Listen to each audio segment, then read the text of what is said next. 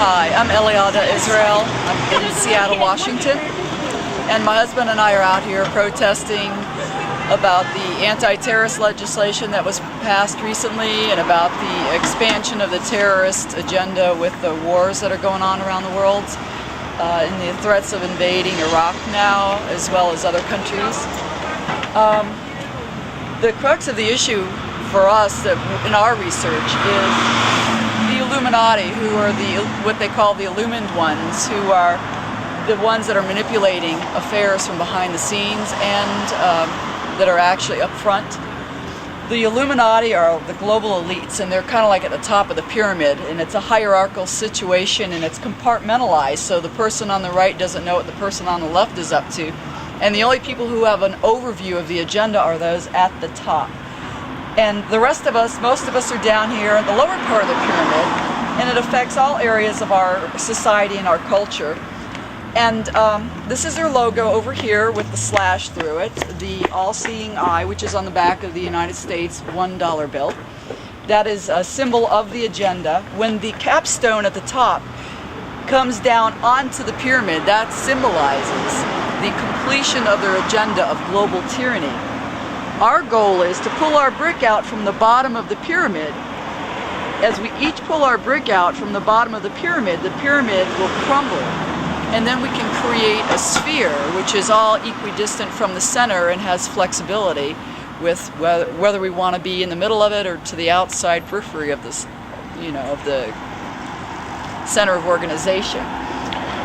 So, what are some terms of the Illuminati. What are the tools that the Illuminati use to carry out this mission? As far as tools, in our day and age, they're using technology, computer technology with microchipping, global positioning system, entertainment industry, movies, TV shows, all sorts of things. Mind control, they use trauma-based mind control a lot with MK Ultra and Monarch programs, things of that nature, creating terrorists and other agent provocateurs. And so historically, the manipulation this is how it's manifesting in our day and age. This agenda has been going on now for 400 to 500,000 years. And it's the Illuminati itself. They're an ancient interbreeding bloodline family, and so that's how they've retained the power over thousands and thousands of years, is that they intermarry. And those are the people that they put in the positions of highest power. It depends on the percentage of royal bloodlines that you have. And you're saying these bloodlines are global and they've gone from is it like interbreeding of royal families, or? Yeah. But see, the royal families have interbred amongst themselves as well as with people that you wouldn't even realize were royalty. For example, the Rothschilds. I read a quote the other day that there's 100,000 Rothschild family members that are not even accounted for because they were like illegitimate offspring. So they actually that's why a lot of people have, mistresses and concubines and many wives historically, was to get the bloodlines out there because they can manipulate the consciousness and the minds of people depending on the level of their royal bloodlines in them. They can manipulate you easier. So they put those people in positions of power. So going forward from here, what are some of your ideas about the future? And more specifically, ideas about what's going on in our nation right now and ideas about where we're heading? Well, there's a lot of prognoses of things getting really bad here for the next 10 years. The Illuminati intends to complete their agenda by the end of 2012. As I mentioned, our goal is to pull our brick out from the foundation of the pyramid, and one by one, as we pull our brick out, the agenda will fall apart. They cannot control 6 billion people by force. So historically, they've done the manipulation behind the scenes, as I mentioned, in different areas of culture. And in fact, religion has been the biggest form of mind control and population control and cultural control historically. And so things are fine-tuning now with modern technology.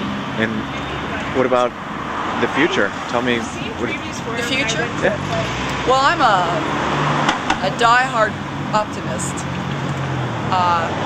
I believe that things might rock and roll for a while, but I think the good guys win out in the end. But it's going to take each of us waking up to the agenda and what's happening in order for that to happen.